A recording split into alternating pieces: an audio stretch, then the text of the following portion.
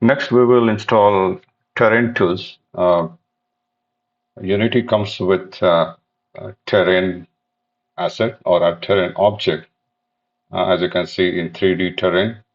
But terrain tools add few extra capabilities to the terrain object, which we will be using in the project.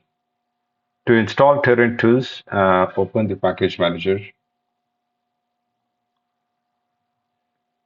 and from the packages drop down, select packages in Unity registry, and then you can search for terrain tool in the search bar.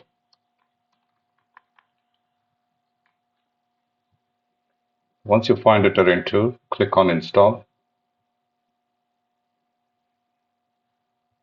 Once terrain tools are installed, it will give you an option to download samples from asset stores, which are part of terrain tools, I guess.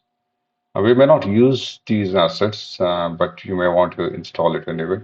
Click on that. It will take you to the asset store. And then from there, you can click this button um, and then open it in Unity. And then import the asset pack. And if it asks you to upgrade, click on that.